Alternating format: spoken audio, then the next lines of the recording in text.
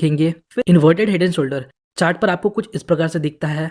ये head and shoulder के just opposite है। डाउन ट्रेंड के दौरान जब प्राइस लोअर लो बना रहा होता है, बट रीसेंट प्राइस एक्शन के दौरान प्राइस अपने प्रीवियस लो को ब्रेक करने में फेल होता है और लोअर लो की जगह एक हायर लो बनाता है, तब हम इसे इन्वर्टेड हेड एंड शोल्डर बोलते हैं। इन्वर्टेड हेड एंड शोल्डर में जब हम इन दो स्विंग हाई को कनेक्ट करते हुए एक लाइन ड्रॉ करते हैं कुछ इस प्रकार, तो ये हमारा नेकलाइन होता है। बाकी सारी चीजें सेम है। अगर हमें एक परफेक्ट नेकलाइन नहीं मिलता तो हम यहाँ एक ट्रेंड लाइन भी ड्रॉ कर सकते हैं। देन इस नेकलाइन या ट्रेंड लाइन के ब्रेकआउट पर हम ट्रेड लेते हैं। तो ये थे रिवर्सल पैटर्न। अब देखते हैं कंटिन्यूएशन पैटर्न्स को। सो हमारा फर्स्ट पैटर्न है बुलिश फ्लैग। एक शार्प अपट्रेंड के बाद जब मार्केट करेक्ट करता है, याद रखिएगा करेक्शन के पहले हमें एक शार्प अपट्रेंड चाहिए। तो जब एक शार्प अपट्रेंड के बाद मार्केट करेक्ट करता है और इस करेक्शन पीरियड के दौरान हमें दो parallel trend line downward side tilt move करता हुआ मिलता है, तो हम इसे bullish flag and pole pattern बोलते हैं। ये शार्प मूव फ्लैग का फॉर्मेशन करता है और ये करेक्शन पीरियड फ्लैग का फॉर्मेशन करता है। ट्रेंडिंग मूव के दौरान वॉल्यूम हाई होता है, फिर इस करेक्शन में वॉल्यूम लो होता है और जब मार्केट ऊपर की तरफ हाई वॉल्यूम के साथ ब्रेकआउट देता है तो हम यहाँ लॉन्ग ट्रेड ले सकते हैं। टारगेट के लिए हम 1:2 रिस्क टू रिवॉर्ड रेशियो का यूज कर सकते हैं।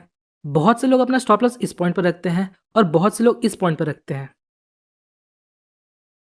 नेक्स्ट है बेरिश फ्लैग पैटर्न। जब एक शार्प डाउनवर्ड मूव के बाद मार्केट थोड़ा करेक्ट होता है और इस करेक्शन पीरियड में हमें दो पैरेलल ट्रेंड लाइन हल्का सा अपवर्ड साइड टिल्ट मिलता है, तो हम इसे bearish flag and pole pattern बोलते हैं।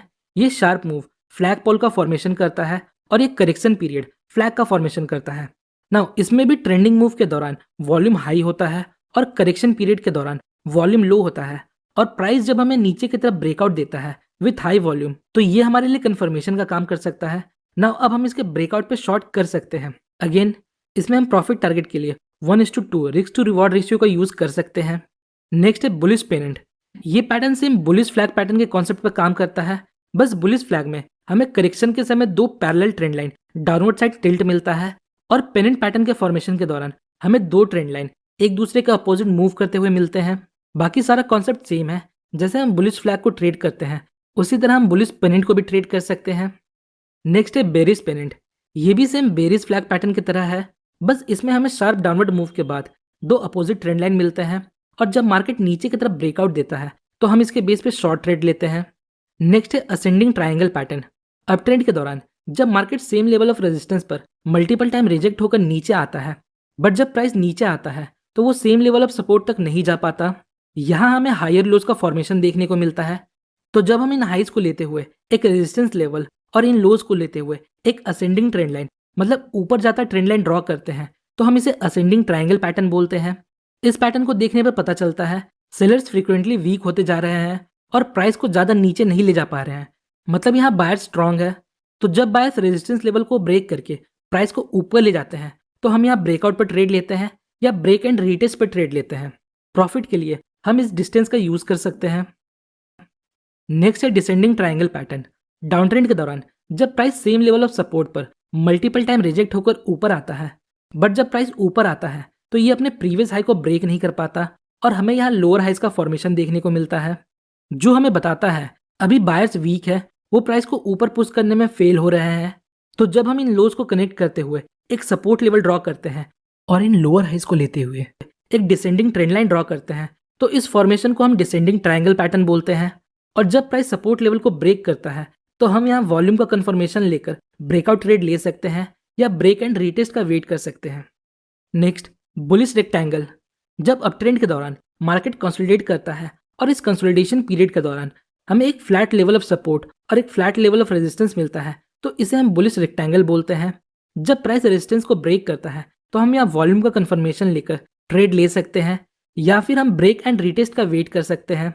यहाँ भी हम प्रॉफिट के लिए 1:2 रिस्क टू रिवॉर्ड रेशियो का यूज कर सकते हैं। Next bearish rectangle.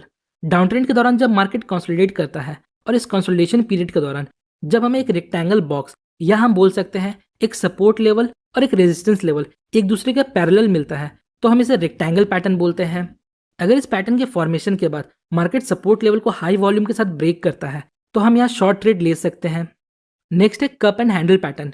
Up trend के दौरान मार्केट थोड़ा नीचे आता है, नेक्स्ट नीचे आने के बाद मार्केट थोड़ा कंसोलिडेट करता है, देन फिर मार्केट ऊपर जाता है अपने प्रीवियस हाई तक। इस प्रकार हमें यहाँ एक यू शेप का फॉर्मेशन देखने को मिलता है याद रखिएगा, कप एंड हैंडल के फॉर्मेशन के लिए हमें यू शेप का फॉर्मेशन चाहिए, ना कि वी शेप का। नेक्स्ट, प्राइस रेजिस्टेंस के पास से थोड़ा नीचे आता है, इस प्रकार हमें कप का हैंडल देखने को मिलता है। अब देखिए, बहुत से ट्रेडर्स इस चैनल के ब्रेकआउट पर भी ट्रेड लेते हैं, पर जो सेफ साइड रहना चाहते हैं वो इस रेजिस्टेंस के ब्रेक पर लॉन्ग ट्रेड लेते हैं।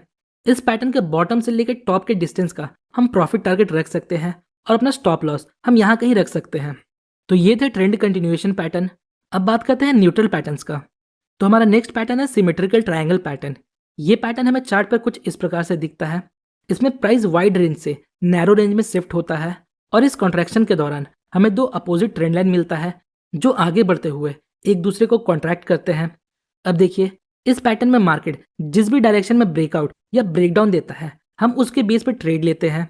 अगर मार्केट नीचे की तरफ ब्रेक करता है तो हम शॉर्ट करते हैं, और अगर मार्केट ऊपर की तरफ ब्रेक करता है तो हम लॉन्ग जाते हैं। आप सोच रहे होंगे ये तो पेनेंट की तरह है, but pennant come time period के कंसोलिडेशन के दौरान बनता है और सिमेट्रिकल ट्रायंगल ज़्यादा टाइम पीरियड के दौरान बनता है। और पेनेंट पैटर्न के लिए शार्प मूव मैंडेटरी है, पर सिमेट्रिकल ट्रायंगल के लिए शार्प मूव मैंडेटरी नहीं है।